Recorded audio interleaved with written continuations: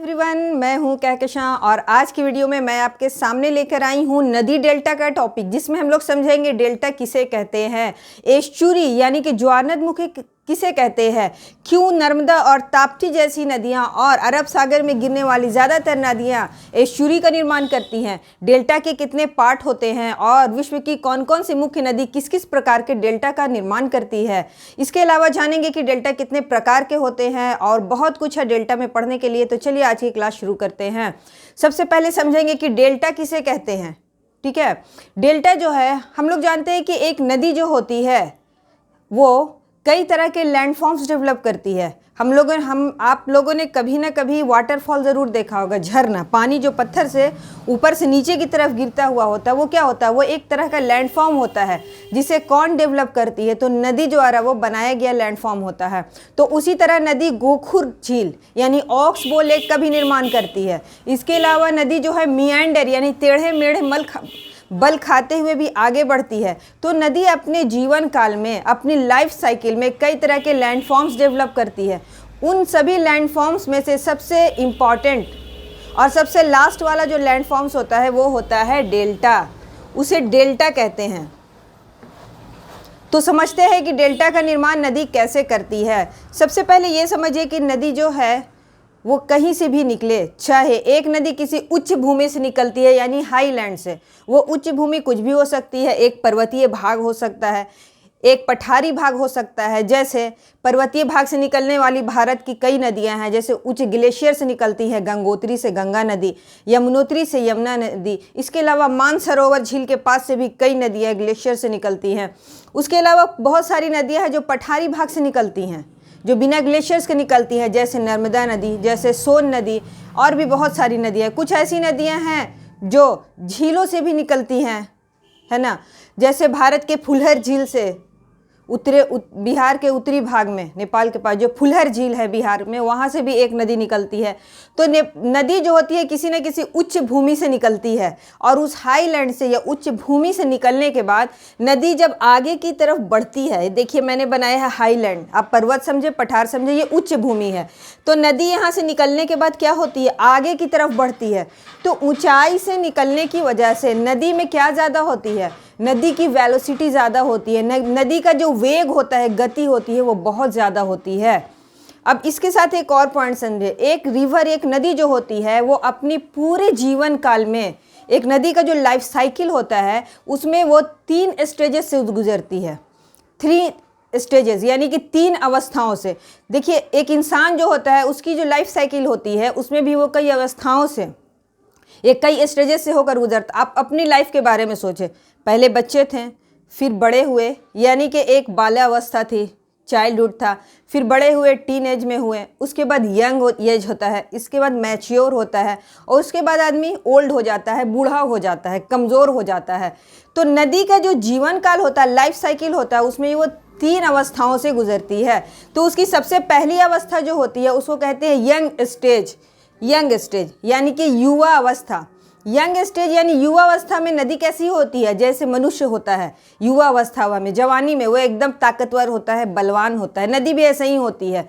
जब वो किसी भी उच्च भाग से निकलती है तो वो युवा अवस्था में होती है, और युवा होने के कारण वो अपने रास्ते में पड़ने वाले हर एक अवरोध को, वो अवरोध कुछ भी हो सकता है, ऊंचे पर्वतीय भाग हो सकते हैं, रास्ते में पड़ने वाली मिट्टियाँ अवसाद हो सकती हैं, वो पेड़ पौधे हो सकते हैं, उन सबको क्या करती है नदी, काटती छांटती हुई आगे बढ़ती है, क्योंकि वो मजबूत होती है, ताकतवर होती है, युवा होती है, यंग होती है। तो नदी पर्वतीय भाग से निकलती है तो यंग होती है, तो आगे बढ़ती है। तो ये युवा नदी रास्ते में जितने भी चट्टानों को काटती है तो अपने साथ उन सबको लेके ढो के चलती है, क्योंकि उसके अंदर ताकत होती है, तो वो अपना बोझ उठा करके साथ में चलती है। ये देखिए मैंने यहाँ पे जो गोल गोल आप देख रहे हैं पिंक कलर की, ये नदी के साथ टूटे हुए जो कंकड़ पत्थर बालू हैं वो होते हैं, जिन्हें हम ज्योग्राफिकल टर्म में, भौगोलिक भाषा में क्या कहते हैं, अवसाद या सेडिमेंट्स। इसे हम लोग अवसाद कहते हैं। इंग्लिश में क्या कहते हैं, तो इंग्लिश में इसे सेडिमेंट्स कहते हैं, है ना। तो इन अवसाद और सेडिमेंट्स के साथ नदी आगे बढ़ती है अपना बोझ लिए। इसके बाद नदी क्या होती है, मैदानी भाग में इन करती है, प्लेन एरिया में इन करती है, तब क्या होती है, नदी मैच्योर स्टेट में होती है। मैच्योर यानी कि प्रौढ़ा अवस्था। नदी कैसी होती है, जैसे मैच्योर स्टेज में मनुष्य या इंसान हो जाता है, वो समझदार हो जाता है, अपनी ज़िंदगी को धीरे धीरे लेकर आगे बढ़ता है। तो मैदानी भाग में जब नदी पहुंचती है तो मैच्योर स्टेज में होती है। अपने साथ जो बोझ लेकर वो आई थी, यंग स्टेज में जो बोझ ढो रही थी, उस बोझ को क्या करती है, धीरे धीरे किनारे पे लगाना शुरू करती है, लेकिन आगे बढ़ती है टेढ़े मेढ़े बल खाते हुए, है ना।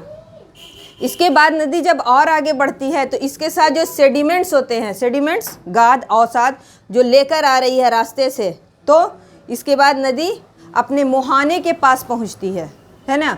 मुहाना क्या होता है, नदी की अंतिम अवस्था है। नदी का मुहाना नदी का वो भाग होता है जहाँ जाकर नदी समाप्त हो जाती है, और नदी का उद्गम वो भाग होता है जहाँ से नदी का ओरिजिन होता है, शुरुआत होती है। ये देखिए, ये नदी का उद्गम है। नदी जिस स्थान से निकलती है उसे नदी का उद्गम स्थान कहते हैं, ओरिजिन प्लेस कहते हैं, है ना। और जहाँ जाकर नदी समाप्त हो जाती है, चाहे वो झील हो, चाहे वो कोई बड़ा सागर हो, महासागर हो, वो नदी का मुहाना होता है ना। तो मैच्योर स्टेज के बाद नदी क्या होती है, वृद्धावस्था में, ओल्ड स्टेज में आती है। ओल्ड स्टेज में मनुष्य क्या करता है कि उसके साथ जो भी जिम्मेदारी, जो भी बोझ होते हैं, रिस्पॉन्सिबिलिटी होती है, उन्हें सब छोड़ देना चाहता है और खुद से जीना चाहता है, क्योंकि वो कमज़ोर हो जाता है। नदी भी ऐसी ही होती है, वृद्धावस्था या ओल्ड स्टेज में नदी एकदम कमज़ोर होती है, बूढ़ी हो जाती है, तो अपने बोझों को छोड़ देती है। नदी का बोझ, ये जिम्मेदारी क्या होती है, नदी का बोझ उसके साथ लाए गए अवसाद या सेडिमेंट्स होते हैं। तो इन अवसादों को नदी क्या करती है, वृद्धावस्था में, ये देखिए नदी क्या कर रही है, अपने साथ जो अवसाद लेकर आए हैं, ये रेड कलर, ये रेड पिंक कलर के जो देख रही है, ये सेडिमेंट्स बनाया है मैंने। अब इन सेडिमेंट्स या अवसाद को नदी क्या करती है, तो अपने किनारे पे छोड़ देती है। ये देखिए, ये पिंक कलर का है, तो नदी इसे अपने किनारे पे छोड़ देती है, इस बोझ को, है ना। और नदी कई स्ट्रीम्स में, कई धाराओं में बढ़ जाती है। ये देखिए, यहाँ से कुछ धारा आई, लेकिन यहाँ आकर कई धाराओं में बंट गई है वो, क्योंकि नदी अपना बोझ नहीं उठा सकती, इसलिए ये छोटी छोटी धाराओं में डिस्ट्रीब्यूट हो जाती है, जिसे रिवर डिस्ट्रीब्यूटरीज कहते हैं। ये नदी की डिस्ट्रीब्यूटरीज है, ये सब, है ना। हिंदी में इसे नदी वितरिका या सिर्फ वितरिका कहते हैं। वितरिका मतलब वितरित हो गई, बंट गई। डिस्ट्रीब्यूट मतलब डिस्ट्रीब्यूट हो गई, तो इसे डिस्ट्रीब्यूटरीज या वितरिका कहा जाता है। तो ये नदी की वृद्धावस्था होती है।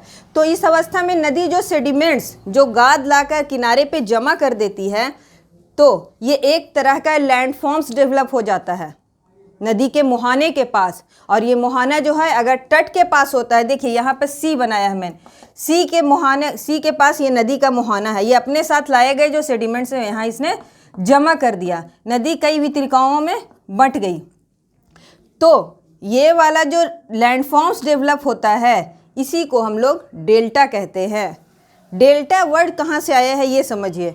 डेल्टा वर्ड सबसे पहले हेरोडोटस ने, हेरोडोटस जो फिलोसोफर था, उसने सबसे पहले डेल्टा शब्द का प्रयोग किया था नील नदी के मुहाने के लिए। नील नदी जो दुनिया की सबसे लंबी नदी है और मिस्र में बहती है, इसके अलावा अफ्रीका के और देशों में भी बहती है, लेकिन मुख्य रूप से ये नील जो है अफ्रीका में, मिस्र में बहती है। तो नील नदी के मुहाने को देखकर, देखिए यहाँ मैंने नील नदी का मुहाना बनाया है। नील नदी भूमध्य सागर में गिरती है, तो नील नदी के मुहाने पर सबसे पहले हेरोडोटस ने, ठीक है, डेल्टा को देखा, तो वो ग्रीक भाषा के डेल्टा से मिलता था। ये देखिए, ग्रीक भाषा में इसे डेल्टा कहते हैं। ग्रीक भाषा में एक अक्षर है डेल्टा, जिसका ऐसे लिखते हैं डेल्टा। तो हेरोडोटस ने जब नील नदी के डेल्टा को देखा तो इसका आकार डेल्टा के जैसा था, इसलिए उसने नील नदी के डेल्टा को डेल्टा कह दिया। तब से इसका नाम डेल्टा पड़ गया। तो हेरोडोटस ने, एग्जाम्स में पूछ देते हैं कि डेल्टा शब्द का प्रयोग सबसे पहले किसने किया था, तो हेरोडोटस ने। याद रखेंगे किसने, हेरोडोटस ने। डेल्टा शब्द का प्रयोग सबसे पहले हेरोडोटस ने किया था। किस नदी के लिए, तो नील नदी के मुहाने के लिए। तो ये समझ में आ गया हमें कि ये देखिए, ये ऐसे शेप बनाएंगे ना, इसको ऐसे बना दिया जाए तो ये डेल्टा की तरह दिखता है, ये देखिए, है ना, ये डेल्टा की तरह। तो इसी के आधार पर उसने डेल्टा कह दिया। तो ये क्लियर हुआ कि डेल्टा किसे कहते हैं, है ना। तो इसमें कई बातें समझी हम लोगों ने। सबसे पहले नदी का उद्गम क्या होता है, जहाँ से नदी निकलती है उसको नदी का उद्गम स्थान कहते हैं। जैसे गंगा का उद्गम स्थान गंगोत्री है, गंगोत्री ग्लेशियर के पास, वो गोमुख से निकलती है ना, तो उसका उद्गम स्थान गोमुख के पास है। और मुहाना, जहाँ नदी जाके किसी सागर या झील में समाप्त हो जाती है ना, तो उसे क्या कहते हैं, मुहाना कहते हैं। तो गंगा नदी का मुहाना कहाँ है, तो बंगाल की खाड़ी के पास है। ठीक है, तो ऐसे ही समझे। तो ये हो गया डेल्टा। इसके अलावा हम लोगों ने समझा नदी के स्टेजेस को भी, कि नदी अपने जीवन काल में 3 स्टेजेस यानी 3 अवस्थाओं से होकर गुजरती है। सबसे पहले युवा अवस्था यानी कि यंग स्टेज, दूसरा है प्रौढ़ावस्था यानी कि मैच्योर स्टेज, तीसरा है ओल्ड स्टेज यानी कि वृद्धा अवस्था, जब बूढ़ी हो जाती है। तो एक क्वेश्चन और बनता है कि नदी डेल्टा का निर्माण किस अवस्था में करती है, तो नदी डेल्टा का निर्माण वृद्धावस्था में करती है ना, जब वह अपने साथ लाए गए बोझ को अपने किनारे पर फैला देती है तो डेल्टा का निर्माण हो जाता है। अब देखते हैं कि डेल्टा जो होते हैं वो कितने प्रकार के होते हैं, टाइप्स ऑफ डेल्टाज, है ना। डेल्टा कई प्रकार के होते हैं, तो इसको देखिए। सबसे पहले देखेंगे हम लोग आर्क्यूएट डेल्टा, है ना, हिंदी में जिसको कहते हैं हम लोग चापाकार डेल्टा। तो देखिए, चापाकार डेल्टा उस डेल्टा को कहते हैं जिसका आकार आर्क की तरह यानी चाप की तरह होता है ना, आर्क के शेप में। यहाँ मैंने नील नदी का डेल्टा बनाया है। नील नदी का डेल्टा एक चापाकार डेल्टा है। और नील नदी कहाँ गिरती है, तो भूमध्य सागर में जाकर गिरती है और यहीं पे चापाकार डेल्टा का निर्माण करती है। एक नदी चापाकार डेल्टा बनाने से पहले, है ना, गुम्फित होकर बहती है। गुम्फित मतलब नदी टेढ़े मेढ़े बल खाते हुए बहती है। देखिए ये नदी है, अब ये मैदानी भाग में आ गई तो कैसे बहेगी, ऐसे टेढ़े मेढ़े बल खाते हुए ये नदी है। तो इस टेढ़े मेढ़े बल खाने वाली नदी को गुम्फित नदी कहते हैं। ऐसी नदी को नदी मियांडर भी कहते हैं। क्या कहते हैं, मियांडर। मियांडर, चूंकि एशिया माइनर की मियांडर नदी ऐसे ही टेढ़े मेढ़े बल खाते हुए बहती है, इसीलिए उसी के नाम पर इसको मियांडर कहते हैं। ऐसे नदियों से निर्मित स्थल रूप को मैं डिटेल में पढ़ाऊंगी, बस यहाँ पे ये समझते चले। तो एक नदी चापाकार डेल्टा बनाने से पहले गुम्फित होकर बहती है यानी रिवर मियांडर बनाकर आगे बढ़ती है। नील नदी के अलावा और भी नदियां हैं जो चापाकार तरह का डेल्टा बनाती है, क्योंकि एग्जाम्स में क्वेश्चन पूछ देते हैं कि कौन कौन सी नदी बना। जैसे क्वेश्चन दे दिया कि राइन नदी किस तरह का डेल्टा बनाती है, तो इसको समझ लेते हैं। तो चापाकार डेल्टा विश्व की और भी बहुत सी बड़ी नदियां बनाती है। जैसे सबसे पहले हो गया नील नदी, दूसरा है हमारा गंगा नदी। गंगा नदी भी चापाकार डेल्टा ही बनाती है। राइन नदी, है ना, जर्मनी की राइन नदी। नाइजर नदी, नाइजीरिया की, अफ्रीका की नाइजर नदी। हांगहो नदी, हांगहो नदी चाइना में बहती है, इसको येलो रिवर यानी कि पीली नदी भी कहते हैं। इरावदी नदी, लीना नदी, मिकांग नदी और पो नदी, ये मुख्य नदियां हैं जहां से एग्जाम्स में क्वेश्चन पूछे जाते हैं। इसे याद करना होगा कि ये नदियां चापाकार प्रकार के डेल्टा का निर्माण करती हैं, है ना। अब आगे देखते हैं हम लोग डेल्टा का जो दूसरा प्रकार है वो क्या है ना। तो डेल्टा का जो दूसरा प्रकार है वो हमारा बर्ड फूड डेल्टा यानी पंजाकार डेल्टा। तो नदी कुछ ऐसे डेल्टा का भी निर्माण करती है जिसका आकार कैसा होता है, पंजे के आकार का। कैसे करती है ये समझिए। एक नदी है, ठीक है, ये रिवर है, आगे बह रही है। आगे बढ़ती हुई नदी अपने साथ जो सेडिमेंट्स या अवसाद लाती है, तो जब उसके सेडिमेंट्स या अवसाद जो होते हैं वो बहुत महीन होते हैं, काफ़ी बारीक कण होते हैं, तो वो क्या करते हैं, नदी के साथ, ये नदी बनाया है मैंने, ये नदी के साथ क्या करते हैं, सेडिमेंट्स समुद्र में या झील में बहुत आगे तक चले जाते हैं। महीन होने की वजह से बहुत आगे तक बिछ जाते हैं, है ना। और जो इसमें से मोटे गाद होते हैं, जो लाइम स्टोन वाले अवसाद होते हैं, वो घुल जाते हैं। और जो लाइम स्टोन वाले गाद नहीं होते हैं वो सागर में अंगुलियों की तरह आगे निकल जाते हैं। ये देखिए, ये महीन गाद से बने हुए हैं, आगे की तरफ निकल गए हैं। ये नदी छोटी छोटी डिस्ट्रीब्यूटरी है, नदी आगे लेकर बढ़ रही है अपने डिस्ट्रीब्यूटरी के साथ। तो इनका आकार कैसा होता है, अंगुली के जैसे। ये देखिए अंगुली कैसे, हाथ दिख रहा है ना, ये ऐसे ही शेप का होता है, अंगुलियाकार, इसीलिए इसको अंगुलियाकार डेल्टा भी कहते हैं। इसके अलावा इसका आकार जो बर्ड्स होते हैं, जो परिंदे होते हैं, उनके पंजे के जैसा होता है, इसीलिए इसे पंजाकार डेल्टा या फिर बर्ड फुट डेल्टा भी कहते हैं, है ना। इस डेल्टा की विशेषता या खूबी ये होती है कि ये डेल्टा आगे की तरफ अग्रसर होता है, बढ़ता रहता है ना।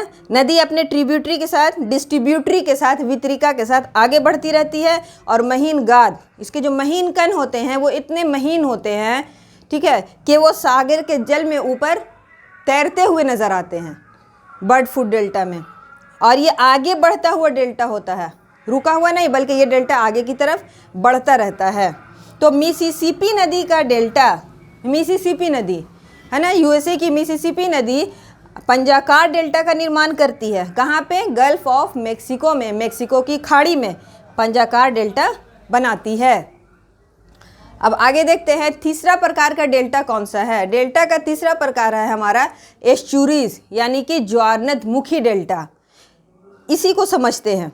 तो ज्वारनदमुखी डेल्टा एक ऐसा डेल्टा होता है, हमने पढ़ा है कि भारत के पश्चिम की तरफ गिरने वाली नदी, यानी अरब सागर में जो गिरने वाली नदी है, मुख्य रूप से नर्मदा और ताप्ती, उसके अलावा शरावती, मांडवी, जुआरी, भरतपूजा और पेरियार, ये सब नदियाँ एस्चुरी का ही निर्माण करती हैं, जिसे ज्वारनदमुख कहते हैं। इसका निर्माण कैसे होता है? देखिए, एक नदी जब कोई नदी ऊंचे पर्वतीय भाग, हाईलैंड से या उच्च भूमि से निकलती है और आगे अपने लक्ष्य को प्राप्त करने के लिए बढ़ती है। नदी का लक्ष्य क्या होता है? उसका मुहाना, वो अपने मुहाने तक जाना चाहती है और उसी लक्ष्य की प्राप्ति में लगी रहती है। अब उसके लक्ष्य की प्राप्ति में उसका जो एम है, उसका जो गोल है, उसको पाने के लिए रास्ते में जो कुछ आता है उसे काटते छाटते हुए आगे बढ़ती है। इसी वजह से नदी में क्या होता है? पानी होता है। पानी जैसी सॉफ्ट चीज़, पत्थर जैसी भारी चीज़ को भी काट के निकल जाती है ना। हम लोगों ने पढ़ा है ना कि नदी ने क्या किया है? बड़े बड़े गॉर्ज और कैनियन बनाए हैं। दिहांग गॉर्ज जो अरुणाचल प्रदेश में है, किसने उसका निर्माण किया है? तो सांगपो या ब्रह्मपुत्रा नदी ने उसका निर्माण किया है।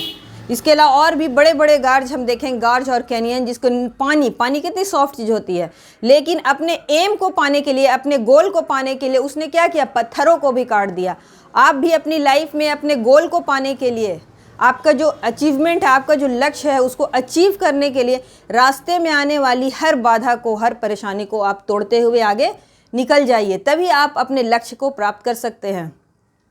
तो यहाँ पे देखिए, ये जो नदी होती है ना, एस्चुरी का निर्माण कब करती है? जब कोई नदी पर्वतीय भाग से आगे निकलती है या अपने उद्गम स्थान से आगे बढ़ती है और पास में ही उसका मुहाना मिल जाता है, यानी कोई सागर मिल जाता है, कोई झील मिल जाता है, तो नदी बिना लंबे मैदानी भाग में प्रवेश किए हुए सीधे जब सागर में चली जाती है। देखिए, इसके पास लंबा मैदानी भाग नहीं मिला तो नदी में मोड़ नहीं पड़े, है ना, नदी का ढाल ज़्यादा कम नहीं हुआ, तो नदी क्या होगी? सीधे सागर में जाके मिल जाएगी।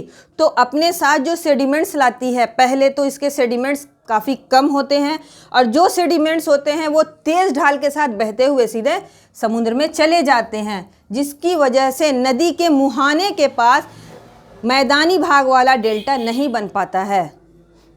देखिए, यहाँ पे क्या है? नदी के सेडिमेंट्स जमा हो गए, तो ये वाला भाग क्या होता है? ये मैदानी भाग होता है, प्रॉपर मैदानी भाग होता है ये, जिसपे सेडिमेंट्स या अवसाद बिछे हुए थे, महीन महीन मिट्टी और बालू के कण होते हैं। लेकिन एस्चुरी में क्या होता है कि नदी जो गाद लेकर आती है, तेज़ ढाल के कारण क्या होता है? ये गाद जमा नहीं हो पाता, सीधे सागर में चला जाता है, जिसकी वजह से वहाँ पर जिस प्रकार के डेल्टा का निर्माण होता है, उस डेल्टा को एस्चुरी या ज्वारनदमुख कहते हैं। ज्वारनदमुख जो डेल्टा होता है, ये एस्चुरी जो होती है, वहाँ पे मैदान नहीं होता, बल्कि कंकड़ और पत्थर के थोड़े दलदलीय भाग होते हैं, है ना, क्योंकि कंकड़ पत्थर कहाँ चले जाते हैं? इसके साथ जो अवसाद होते हैं वो समुद्र के नीचे बैठ जाते हैं, तो यहाँ पर वाला भाग जो होता है वो दलदली बन जाता है। जबकि डेल्टा वाले भाग में ये भाग मैदानी भाग होता है, जो बहुत तरह की कृषि या खेती के लिए काफ़ी फायदेमंद होता है। जैसे गंगा का डेल्टा हम लोगों ने पढ़ा है, गंगा नदी जो डेल्टा बनाती है, तो उसके डेल्टाई भाग में धान की और जूट की और बहुत सारे फसलों की खेती बहुत अच्छी होती है। लेकिन एस्चुरी में ये नहीं होता, क्योंकि एस्चुरी में जो सेडिमेंट्स आते हैं वो सीधे सागर में जाकर मिल जाते हैं। और हिंदी में इसे क्या कहते हैं? ज्वारनदमुख। हिंदी में इसे तोड़कर समझिए, संधि विच्छेद करके।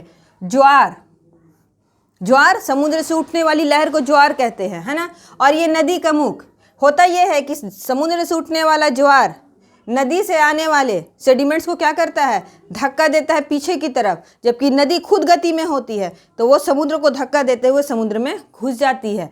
इसलिए ज्वार नदमुख वाले स्थान पर तेज आवाज़ होती है पानी की जब दोनों एक दूसरे से गति के साथ मिलते हैं, तो है ये एस्चुरी का निर्माण होता है। अब समझ में आया एस्चुरी किसे कहते हैं। तो नर्मदा और ताप्ती, इसके अलावा मैं फिर दोहरा रही हूँ, नर्मदा ताप्ती के अलावा मांडवी, जुआरी, शरावती, भरतपूजा, पेरियार, ये सब नदियाँ एस्चुरी का ही निर्माण करती हैं, क्योंकि पश्चिमी घाट से निकलने के बाद इनका ढाल तेज रहता है और ये तेजी से अरब सागर में जाकर गिर जाती हैं। जबकि इसके अपोजिट पूर्वी घाट से निकलने वाली नदियाँ या फिर वो नदियाँ जो पूर्वी घाट की तरफ बहती है, जैसे गोदावरी, महानदी, कृष्णा, कावेरी, ये सब नदियाँ क्या करती हैं, डेल्टा का निर्माण करती हैं, क्योंकि इन्हें एक प्रॉपर ढाल मिल जाता है, मैदानी भाग मिल जाता है, जहाँ ये आसानी से अपने सेडिमेंट्स को बिछा सकती हैं, है ना। अब इसका एग्जाम्पल समझिए, जैसे अगर मैं ऊपर से अपने हेड से पानी डालूँ तो पानी बहुत तेज़ी से पहले नीचे गिरेगा, लेकिन जब पानी ज़मीन में फर्श पे गिर जाएगा तो क्या होगा, पानी चारों तरफ फैल जाएगा, है ना। तो ऐसा ही होता है, जब मैदानी भाग में पहुंचता है तो पानी पूरी तरह से फैल जाता है ना, अलग अलग डिस्ट्रीब्यूटरीज में बढ़ जाता है। अब नदी का तीसरे प्रकार पड़ता है। हाँ, भारत की नदियों के अलावा विश्व में और भी नदियां हैं जो एस्चुरी बनाती हैं, जैसे मैकेंजी नदी, ओब नदी, हडसन नदी और सेन नदी, ये मुख्य नदियां हैं जहाँ से प्रश्न पूछे जाते हैं। नेक्स्ट देखते हैं हम लोग, चौथे प्रकार का डेल्टा है, वो उसको कहते हैं हम लोग हिंदी में रूंडिट डेल्टा, ठीक है, इंग्लिश में कहते हैं इसके ट्रंकेटेड डेल्टा। कुछ नदियाँ ऐसी होती हैं जो जब अपना डेल्टा बना लेती हैं, इसका एग्जाम्पल मान लीजिए ये नदी है, इसने अपने डेल्टा का निर्माण कर दिया, ठीक है। अब समुद्र से उठने वाली लहर, कुछ समुद्र ऐसे होती है जिसमें लहरें ज़्यादा उठती हैं, तो समुद्र से उठने वाली लहर क्या करती है, अपना काम करती है, यानी कि वो ये जो डेल्टा बना हुआ है इसको काटती छाँटती है और काट छाँट के क्या करती है, इसको ख़त्म कर देती है ना। तो डेल्टा का मुख्य भाग कट जाता है, ये सब कट गया तो इसके कुछ भाग बच जाते हैं, और इस तरह के डेल्टा को जिसे समुद्र की लहरें काट छाँट देती हैं, तो उस डेल्टा को रूंदिट डेल्टा या ट्रंकेटेड डेल्टा कहते हैं। पांचवा प्रकार है हमारा पालीयुक्त डेल्टा, इंग्लिश में कहते हैं लोबेट डेल्टा। ये इस तरह का डेल्टा होता है कि जबकि नदी आगे जब बढ़ती है तो कई डिस्ट्रीब्यूटरीज में, वितरिकाओं में बढ़ जाती है, तो जो मुख्य नदी है वो डेल्टा का निर्माण छोड़ देती है। जैसे ये मुख्य नदी है, ये डेल्टा बनाना छोड़ दी, और उसकी जो डिस्ट्रीब्यूटरी है, उसकी सहायक जो नदियाँ हैं, ये क्या कर रही है, डेल्टा बना रही हैं। तो मुख्य नदी जब डेल्टा नहीं बनाती, सिर्फ सहायक या वितरिका नदी डेल्टा बनाती है, तो ऐसे डेल्टा को पालीयुक्त डेल्टा या लोबेट डेल्टा कहते हैं। इसके अलावा छठा और लास्ट है हमारा परित्यक्त डेल्टा, इंग्लिश में क्या कहते हैं इसको, अबैंडोनेट डेल्टा। ये इस तरह का डेल्टा होता है जबकि एक नदी डेल्टा का निर्माण एक स्थान पे कर लेती है, जैसे इसने यहाँ डेल्टा बना लिया, अब ये नदी क्या करेगी, यहाँ का डेल्टा छोड़ के अब आगे अपना डेल्टा बनाएगी। ये देखिए, उसने उस रास्ते को छोड़ दिया, फिर उसने अपने डेल्टा का निर्माण दूसरी जगह पर कर लिया, यहाँ पे डेल्टा बनाने लगी, अपने सेडिमेंट्स का निक्षेप यहाँ पे करने लगी।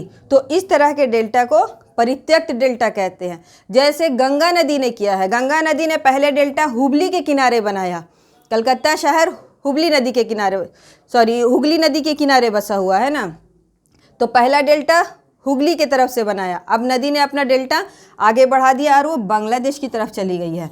तो इस तरह से बहुत सी नदियां हैं जो अपना डेल्टा एक स्थान से दूसरे स्थान पे घसक घसक के बनाती रहती हैं, तो इस तरह के डेल्टा को परित्यक्त डेल्टा कहा जाता है।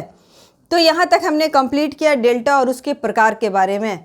तो डेल्टा में एक पॉइंट हमारा बच गया है, वो ये देखिए, एक जो आदर्श डेल्टा होता है ये देखिए, जैसे ये एक आदर्श डेल्टा है ना, तो ये जो डेल्टा है इसके 3 पार्ट होते हैं, डेल्टा के 3 भाग होते हैं। सबसे पहला भाग ये यहाँ से देखेंगे, जहाँ से डेल्टा बनना शुरू होता है ना, ये जो सेडिमेंट्स जमा है, तो ये सेडिमेंट्स वाला जो भाग होता है ये दरअसल एक मैदानी भाग होता है, एक अच्छा और उम्दा बेहतरीन मैदानी भाग होता है सेडिमेंट्स वाला भाग, और इस भाग को कहते हैं उच्च निक्षेप। ये वाला भाग को कहते हैं उच्च निक्षेप। यहाँ पर जो सेडिमेंट्स होते हैं उनका आकार बड़ा होता है, ये मोटे मोटे कंकड़ पत्थर होते हैं, सेडिमेंट्स का निक्षेप जो होता है बड़ा होता है, मोटे निक्षेप होते हैं। इसे ऊपरी स्तर या इंग्लिश में टॉप सेट बेड भी कहते हैं। टॉप सेट, टॉप मतलब ऊपर की तरफ है, टॉप सेट बेड कहते हैं। और इसका ढाल बहुत कम होता है। ये मैदानी भाग है, मैदानी भाग में ढाल कम होता है, तो ये मैदानी भाग होता है जो डेल्टा का सबसे पहला भाग होता है ना, नदी से जुड़ा हुआ। इसके बाद डेल्टा का एक और भाग होता है, बीच वाला भाग, उसे क्या कहते हैं, फोर सेट बेड। ये वाला भाग इसको कहते हैं फोर सेट। ये भाग समुद्र की तरफ निकला होता है। देखिए यहाँ से समुद्र है, सी वाला पार्ट है, इसमें नदी इन कर गई है अपने सेडिमेंट्स को लेके, है ना, और यहाँ पे सागर छिछला होता है तो उसे भरने लगती है। तो इस भाग को फोर सेट बेड कहते हैं। हिंदी में कहते हैं अग्र स्तर, दूसरे भाग को अग्र स्तर। तो इस अग्र स्तर पर नदी का ढाल या जो डेल्टा होता है उसका ढाल तेज हो जाता है। ऐसे ये वाला भाग मैदानी प्लेन होता है और उसके बाद ढाल तेज हो जाता है और ये समुद्र की तरफ घुसा हुआ होता है, अग्र स्तर का भाग, है ना। और तीसरा वाला भाग जो है, जो पूरी तरह से सागर में होता है, ये लास्ट वाला पार्ट, इसे कहते हैं निम्न स्तर। हिंदी में कहते हैं निम्न स्तर और इंग्लिश में कहते हैं इसे हम लोग बॉटम सेट बोर्ड। बॉटम में है, ये अंदर चला गया है, क्या कहते हैं, बॉटम सेट बेड, है ना, बॉटम सेट बेड। तो आज के लिए इतना ही। आज हम लोगों ने कंप्लीट कर लिया पूरा डेल्टा का पार्ट। अगर आप इसे अच्छे से देख लेंगे वीडियो को तो आपको बिल्कुल क्लियर हो जाएगा और कभी भी प्रॉब्लम नहीं होगी डेल्टा को समझने में। तो चलिए आज के लिए इतना ही, मिलते हैं फिर नेक्स्ट वीडियो में। तब तक के लिए thank you and take care.